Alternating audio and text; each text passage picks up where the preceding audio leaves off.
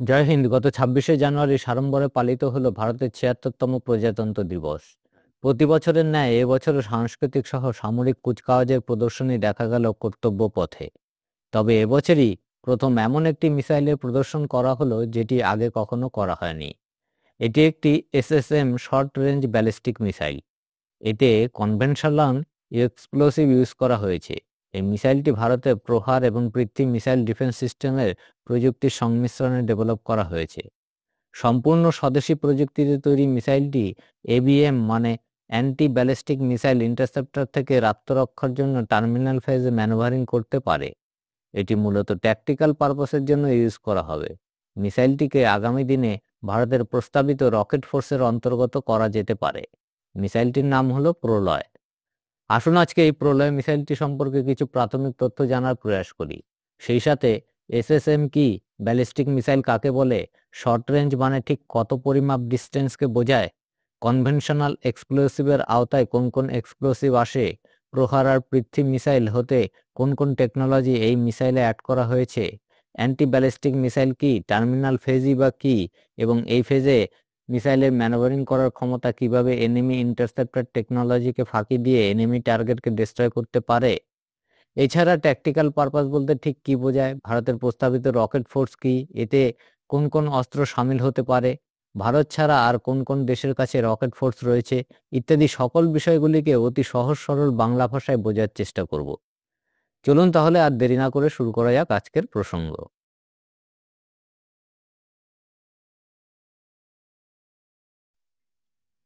প্রলয় হলো একটি canisterized surface to surface short range ballistic missile অর্থাৎ এসআরবিএম, যা ভারতের defence research and development organisation DRDO দ্বারা ডেভেলপ করা হয়েছে। ক্যানিস্টার হলো টিউবাকৃতির একটি খোলনলচে যার মধ্যে মিসাইলকে সুরক্ষিতভাবে সংরক্ষণ করা হয়। সাধারণত মিসাইলের আভ্যন্তরীণ তাপমাত্রাকে বজায় রাখার জন্য, প্রাকৃতিক দুর্যোগ এবং শত্রুর রাডার সিস্টেম থেকে আত্মরক্ষার জন্য এই ক্যানিস্টার ব্যবহার করা হয়। লঞ্চ মোডের ভিত্তিতে মিসাইলকে কয়েকটি শ্রেণীতে ভাগ করা যায়, যেমন এসএসএম অর্থাৎ সারফেস টু সারফেস মিসাইল, এসএএম অর্থাৎ surface two air missile, ASM অর্থাৎ এয়ার টু সারফেস মিসাইল, এএএম অর্থাৎ এয়ার টু এয়ার মিসাইল, এসইউএলএম অর্থাৎ সাবমেরিন লঞ্চ মিসাইল ইত্যাদি। প্রলয় হলো এসএসএম অর্থাৎ সারফেস টু সারফেস মিসাইল, মানে এটি ভূমি হতে ভূমিতে অ্যাটাক করতে পারে এমন মিসাইল। প্রলয় স্থলভূমিতে অবস্থিত কোনো লঞ্চ ভেহিকল হতে ফায়ার করা হবে এবং শত্রু দেশের স্থলভূমিতে অবস্থিত কোনো টার্গেটকে ধ্বংস করার জন্য ব্যবহার করা হবে। বস্তুত মিসাইলটি line of actual control LAC এবং লাইন অফ কন্ট্রোল এলওসি অঞ্চলে ডিপ্লয় করা হবে। প্রলয় হলো একটি শর্ট রেঞ্জ ব্যালিস্টিক মিসাইল বা এসআরবিএম। ব্যালিস্টিক মিসাইল হলো এমন মিসাইল যার পাথ অর্ধবৃত্তাকার বা কার্ভ শেপের হয়। এটি ক্রুজ মিসাইলের মতন স্ট্রেট ওয়েতে ছোটে না। ব্যালিস্টিক মিসাইলের পাথকে মোটামুটি তিনটি ভাগে ভাগ করা যায়। প্রথম ভাগটিকে বলা হয় লঞ্চ মোড অর্থাৎ লঞ্চ প্যাড হতে লঞ্চ করার পর মুহূর্ত পর্যন্ত পর্যায়কে বোঝায়। পরের স্টেজটিকে বলা হয় মিড কোর্স ফেজ, যেখানে মিসাইলটি সর্বোচ্চ পর্যায়ে পৌঁছে যায়। তৃতীয় ফেজটিকে বলা হয় টার্মিনাল ফেজ বা রি এন্ট্রি ফেজ, অর্থাৎ যেখান হতে ব্যালিস্টিক মিসাইলটি তার টার্গেটের পজিশন ঠিক করে নিয়ে দ্রুত তার দিকে ধেয়ে আসতে থাকে। ব্যালিস্টিক মিসাইলকে রেঞ্জের ভিত্তিতে মোটামুটি চারটি ভাগে ভাগ করা হয়, যেমন এসআরবিএম অর্থাৎ শর্ট রেঞ্জ ব্যালিস্টিক মিসাইল। এই ধরনের মিসাইলের রেঞ্জ 1000 থেকে 1500 কিলোমিটার পর্যন্ত হয়ে থাকে। এর পরেরটিকে বলা হয় এমআরবিএম অর্থাৎ মিডিয়াম রেঞ্জ ব্যালিস্টিক মিসাইল। এই মিসাইলের রেঞ্জ 3000 থেকে 3500 কিলোমিটার পর্যন্ত হয়ে থাকে। পরেরটিকে বলা হয় এলআরবিএম অর্থাৎ লং রেঞ্জ ব্যালিস্টিক মিসাইল। এই ধরনের মিসাইলের রেঞ্জ 3500 থেকে 5000 কিলোমিটার পর্যন্ত হয়ে থাকে। শেষেরটিকে বলা হয় আইসিবিএম অর্থাৎ ইন্টারকন্টিনেন্টাল ব্যালিস্টিক মিসাইল। এই ধরনের মিসাইল 5000 থেকে 5500 কিলোমিটার ঊর্ধ্বের সীমারেখাকে অতিক্রম করতে সক্ষম। প্রলয় মিসাইলটি এসআরবিএম অর্থাৎ শর্ট রেঞ্জ ব্যালিস্টিক মিসাইল। প্রলয় 350 থেকে 700 কেজি এবং 500 থেকে 1000 কেজি পর্যন্ত এক্সপ্লোসিভ নিয়ে 150 থেকে 500 কিলোমিটার পর্যন্ত ছুটে যেতে পারে। মানে ওয়ারহেডের পরিমাণ বেশি হলে রেঞ্জ কমে যাবে আর ওয়ারহেডের পরিমাণ কম হলে রেঞ্জ বেড়ে যাবে।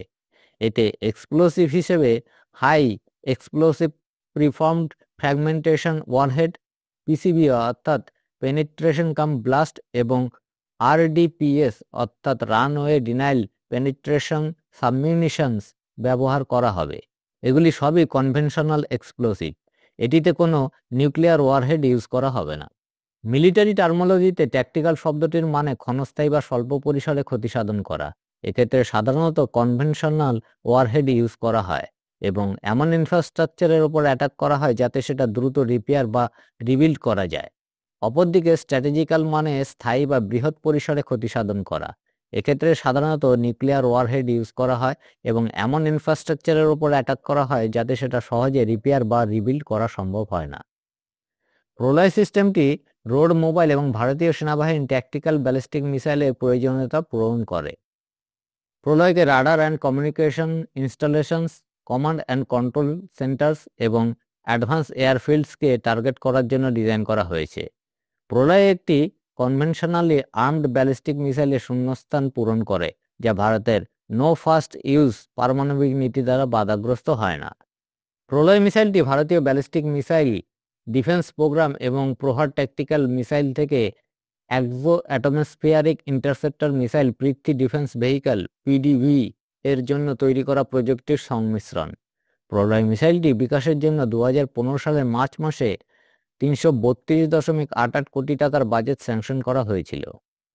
ব্যালিস্টিক মিসাইলের স্পিড অত্যন্ত বেশি হয়ে থাকে। এই ধরনের মিসাইল সুপারসনিক কিংবা হাইপারসনিক হয়ে থাকে, ফলে এই ধরনের মিসাইলকে ইন্টারসেপ্ট করা খুবই কঠিন হয়ে পড়ে। উপরন্তু এই ধরনের মিসাইলকে ইন্টারসেপ্ট করতে পারলেও তাকে ডিঅ্যাক্টিভ বা ডিস্ট্রয় করার জন্য আরেক ধরনের ব্যালিস্টিক মিসাইলের প্রয়োজন হয়, যাকে অ্যান্টি ব্যালিস্টিক মিসাইল বা এবিএম বলা হয়।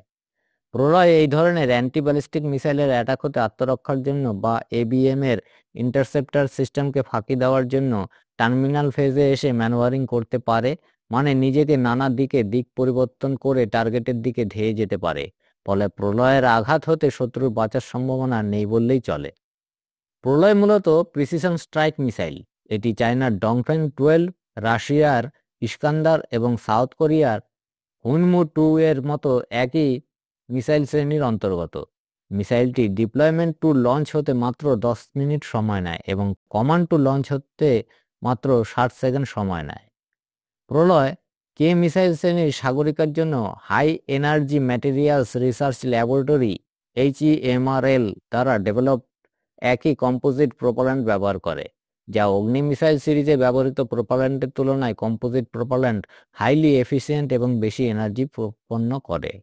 প্রলয়, নির্ভয়, ব্রহ্মস আর Pinaka multibarrel rocket launcher system নিয়ে একত্রে এমন একটি রেজিমেন্ট গঠন করার পরিকল্পনা ভারতের রয়েছে, যাকে বলা হবে IRF অর্থাৎ ইন্টিগ্রেটেড রকেট ফোর্স। এই ফোর্সের অধীনে ভারতীয় স্থলসেনা, বায়ুসেনা এবং নৌসেনা একত্রে একটি ফোর্স হিসেবে কাজ করবে।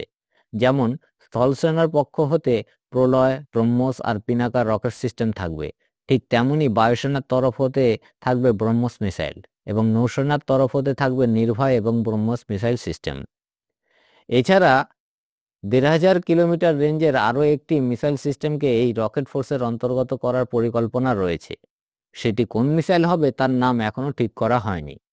রকেট ফোর্সের পরিকল্পনা করেছিলেন ভারতের প্রয়াত জেনারেল বিপিন রাওয়াত। বস্তুত আমেরিকা, রাশিয়া আর চীনের কাছে এই রকম রকেট ফোর্স বিদ্যমান রয়েছে। ভারত যদি এই রকম একটি ফোর্স গঠন করে, তবে ভারত বিশ্বের মধ্যে চতুর্থ এমন দেশ হবে যাদের কাছে রকেট ফোর্স থাকবে। 2015 সালে প্রলয় মিসাইলটি ডেভেলপের দায়িত্ব তুলে দেওয়া হয় DRDO এর অধীনে থাকা সংস্থা রিসার্চ সেন্টার এমিরাত RCI এর হাতে। 2020 সালের মধ্যে মিসাইলটি টেস্ট ফায়ারের জন্য রেডি হয়ে যায়। তৎপর 2021 হতে 2024 পর্যন্ত এই মিসাইলটির একাধিকবার সাফল্যের সাথে টেস্ট ফায়ার সম্পন্ন করা হয়েছে।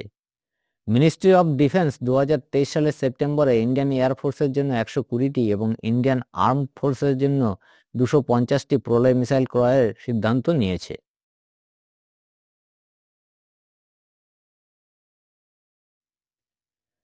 প্রলয় একটি tactical surface to surface short range ballistic missile, যা ইন্ডিয়ান এয়ারফোর্স এবং ইন্ডিয়ান আর্মড ফোর্সের জন্য তৈরি করা হয়েছে।